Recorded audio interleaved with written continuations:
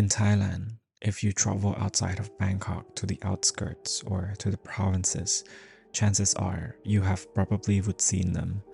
You know, piles of discarded things sitting quietly by the roadside. A broken fan, a cracked Buddha statue, a faded photo frame with no picture inside. They are all kinds of objects that people cannot throw away in the trash, but they also don't want those objects in their home either. Some call these spots the places for unwanted things. Some say they are where lost spirits settle, from items that are abandoned by one owner and waiting for another to take them home. This story happens to Krit, a young man from Khon Kaen, which is a province in Thailand. He just moved from his hometown for work, so he decided to rent a small room above a noodle shop. The room was bare walls, a thin mattress, a fan that clicked every few seconds, and a window that opened to the sound of traffic. It was definitely new to the community and also the neighborhood, so one day after work, he decided to walk around and explore the neighborhood himself during late at night. The night was quiet, so suddenly when Grit was passing by a bench, he found an old radio sitting on the bench near the curb. He thought maybe it would be nice to have something playing in the background in his room. The radio itself looked like it was thrown away or just was left there by its owner, so Krit decided to bring it home. The radio was small and boxy, the kind that ran on both plug and battery. The plastic had turned yellow with age, but the speaker mesh was clean and the knobs turned smoothly. He twisted one of them and the static came first, followed by a faint sound of a song. An old traditional Thai song with soft and full of echo, like it was playing from another time. The melody reminded him of his father's pickup truck when they drive through the countryside at night with the windows open. He smiled and without thinking, he decided that this would be the radio that he would bring back to his new room. The radio worked better than he expected. Grit placed it on the table near his bed and turned it on every evening. Sometimes it played music and sometimes news, sometimes talk shows with hosts laughing through the static. It gave the little room a kind of company. He liked falling asleep to the radio. The noise filled the silence between cars outside and the hum of the ceiling fan. Even when the signal slipped, the soft crackle of static felt comforting. On the third night, the sound faded mid-song, and it was replaced by a long, quiet hiss. He reached over and adjusted the signal. The sound came back for a moment, then changed again, the kind of sound that sits just between a whisper and a breath. It wasn't quite a voice, not yet, more like someone standing very closely to the microphone, breathing softly. He turned the knob again, thinking it was interference. Nothing changed. Then, beneath the hiss, he heard it clearly. "Grit, can you hear me?" His hand froze on the dial. The voice was not coming from the usual static. It was low, close, and almost steady, as if someone was speaking just outside of his ear. He stared at the radio. The volume knob was not moving. The signal light flickered faintly, then went still. He pulled the plug from the socket, and for a long 3 seconds, the voice kept going, a soft, deliberate breath between each word, and then finally it stopped, fading into the silence. Grit sat there for a long time, staring at the radio. He told himself it was just a glitch, a sound bouncing from a faraway station, but when he finally lay down, the room felt different, still, like it was listening. The next morning, Grit laughed to himself. He decided it had to be a strange broadcast or some old radio wave bouncing from another province. He even mentioned it to his coworker over lunch. His coworker smiled and said, "Those old radios pick up anything, sometimes taxi frequencies, sometimes temple chanting. Don't think too much about it." It made sense. Grit went home that night feeling lighter, almost amused, like how easily he had scared himself. He turned the radio on again while making instant noodles. It played clearly for hours, with songs, news, and the usual background noise of Thai voices reading commercials too fast to understand.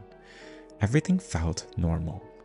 By the time he went to bed, he had almost forgotten the boys entirely. But around 2 in the morning, the radio turned itself on. Krit woke up to the faint hum of static filling the room. He thought maybe he had bumped the switch earlier, so he sat up and reached to turn it off.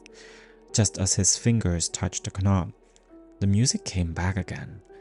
An old traditional song, which was very familiar but slightly different, as if it was playing under the water. He let it run for a few seconds, then the song looped, the same line repeated again and again, slower each time until it stopped halfway through a verse. The room went quiet. Krit leaned closer, his heart beating fast. The radio gave a low crackle. Then the same voice returned. "Don't turn me off." He froze. The voice was soft but firm, with the tone of someone making a request, but not a threat. It sounded close, closer than the night before. Krit reached for the plug and yanked it from the socket. The hum continued for a moment, and long enough for him to realize the radio should have gone silent instantly. The faint hiss lingered, rising and falling like breathing. Then everything stopped. He sat there, staring at the unplugged cord on the floor. His room felt smaller than before, like the wall had moved an inch closer. The air smelled faintly of warm metal. After a long while, he whispered, "It's just interference." But even then, he didn't sound like he was convincing to himself. For the next 2 nights, the radio stayed silent. Krit left it unplugged, resting on the table beside his bed. He tried to not look at it. At first, it worked. The silence felt normal again. But on the 3rd night, the silence began to feel too heavy, like the room had forgotten what sound was supposed to feel like. He kept waking up between dreams, half expecting to hear static. Instead, there was nothing. No traffic, no dog barking, just the sound of his own breathing. The dreams came after that. In the first dream, he heard a faint laughter, echoing from somewhere behind him. When he turned around, there was only darkness, but the sound followed whenever he looked. In the second dream, he stood in his room, looking at the radio on the table. It was open, its casing cracked wide like a chest, wires curling outward like veins. Inside it was something pale, not mechanical, not plastic. It was skin. A head, half smiling and eyes closed and lips moving as if whispering. The voice that came out was his own. "You can hear me now." He woke up grasping for air and drenched in sweat. The air was cold even though the fan was off. When he turned on the light, the radio was sitting exactly where he had left it, unplugged. The only thing that was different was the dial, which had been turned to on. He stared at it for a long time, trying to remember if he might have done it himself. But the image of the head from his dream stayed too clear in his mind. The shape of its mouth, the way it had smiled without opening its eyes. Krit laid back down, covered his head with blanket and listened to the silence pressing against the walls. It was the kind of silence that didn't feel empty. It felt like waiting. By morning, Krit decided he needed to stop thinking about it. He told himself that dreams could twist anything, even ordinary sound, into something else. He left the radio unplugged and didn't throw it away. It had cost him nothing, but still it felt wrong to just leave it on the street again. For a few days, nothing happened. He went to work, came back home and cooked his usual dinner and tried to sleep early. The strange tension in the room seemed to fade. Even the air felt tighter. On the 5th night, Krit turned the radio back on while getting ready for work for the next morning. It played fine, a mix of old songs, news updates, and a local chatter. For the first time in a while, it felt like things were normal again. He kept it on the background as a noise while folding laundry.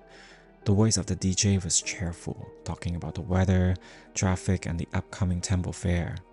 Then an advertisement came on. The volume dipped slightly on its own. Krit frowned and turned the knob up, but the sound kept shifting. Soft when he moved, louder when he stood still. It was subtle, almost playful, like the radio was adjusting to his rhythm. He laughed a little, shaking his head. Old thing still works better than I expected. That night, he left it playing softly while he brushed his teeth. The speaker hummed faintly under the running water. As he rinsed his mouth, he heard something strange. A voice coming from the speaker. His own voice. "I'll sleep early tonight." It was the exact sentence he had spoken an hour earlier while setting his alarm clock. Same tone, same pause between words. The toothbrush slipped from his hand and hit the floor. He stared at the radio. The voice stopped. Then it was just static again. He turned it off and stood still for a long time, listening to the water dripping from the sink. The air in the room was warm, but the back of his neck felt cold. That night, Krit didn't sleep. He sat on the bed until dawn and the radio unplugged and silent on the table. Even without power, he thought he could hear a faint rhythm under the hum of the city, a low, steady pulse, like something breathing. The following night, Krit dreamed again, but this time there was no laughter or tonals, just darkness and the sound of someone whispering his name over and over, as if testing how it sounded to his ear. He woke up around 2 in the morning. The room was still. His throat was dry and his chest felt heavy as though something unseen was pressing down. Then he heard it again. The radio had turned itself on. The static was softer than before, almost polite. The red light on the dial glowed faintly and pulsing like a heartbeat. Krit sat up and stared. For a few seconds, there was only the sound of static. Then a low chuckle broke through. It was not a recording. It had rhythm, breath, and warmth, like someone laughing with their mouth closed. He whispered, "Who are you?" No answer. And then another laugh, slower this time. Then a voice spoke, calm and close. "Now you can hear me clearly." Krit's hand started shaking.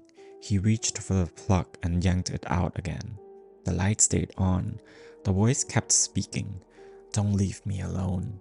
He stumbled back, nearly tripping on the edge of the bed. The radio continued humming, its tones rising and falling like a quiet chant. He grabbed it and threw it against the floor. The casing split open. The dial rolled under the table. For a moment, there was silence. Then the sound returned. Laughter, deeper now, muffled like it was coming from the behind of the plastic shell. He plunged down slowly. Through the broken casing, something inside the radio was shifting. A shape, dark and wet, pressing against the mesh like a mouth trying to form words. "Now you see me." Krit froze. The smell of rust and damp air filled the room. He turned and ran, leaving the door wide open behind him. Outside, the street was empty and the sky was dark. He didn't stop running until he reached the next block, where the lights from the noodle shop was still on for the morning prep. He stayed at the noodle shop until sunrise. When the sun came up, Krit's hand was still shaking. He sat outside the noodle shop until the owner came down to prepare breakfast. She asked if he was alright. He just nodded, saying he couldn't sleep because of the heat. When finally he went back upstairs, the door to his room was still open. The early light spilled across the floor, reaching the spot where the radio had shattered the night before. But it wasn't broken anymore. It sat perfectly still on the table, whole and clean, the dial and casing untouched. The red lights on the front glowed faintly, through the plug that was still lying loose on the floor. Krit stared at it for a long time, then grabbed the radio and walked downstairs. He placed it carefully beside the trash bins behind the shop where the garbage truck would pass later that morning. Then he went up, packed a small bag, and left. He didn't even take his clothes. That night, he stayed at a coworker's apartment on the other side of town. He kept the lights on and the television running, anything to drown out the silence. But sometimes after 2 in the morning, his phone buzzed on the side of the bed. It wasn't a call or a message. It was a voice memo. The screen showed the timestamp, 2 in the morning. He had not recorded anything on his phone. His stomach tightened as he pressed play. For the first few seconds, there was nothing but static sound. Then a faint hum, and finally a whisper. "You can't throw me away." He dropped the phone, his heart pounding. The sound continued for another few seconds until the recording stopped on its own. Krit left before sunrise. He never returned to that room again. When the landlord came to check a few weeks later, everything inside was neat. The fan cord hung where it always had. The mattress was clean, and on the table near the window sat a radio, unplugged but faintly warm to the touch. No matter what anyone did, it never played music again. Only a low, steady hum like something was alive, waiting for someone to listen. No one really knows where the radio came from. When the landlord was asked, he said the room had been empty for years before Krit moved in. The shop owner swore she had never seen anyone leave a radio by the roadside that week. Some people say it might belong to the previous renter, someone who had died suddenly and whose things were quietly taken away. Others said it was probably just interference, the way old frequencies sometimes catch fragments of voices from far away. But no one could explain why the radio still worked without power or why it never made music again. The room has been rented out twice since then. Both new renters said the same thing, that sometimes around 2 in the morning, they heard a low hum coming from the table by the window. They said it sounded almost like a person breathing through the radio. Maybe it was just the pipes, maybe it was just the sound of the city at night, or maybe the radio was never broken at all. Maybe it was just waiting for someone else to listen. And that is the end of the story. I hope you guys enjoy, and I will see you all in the next story. Bye.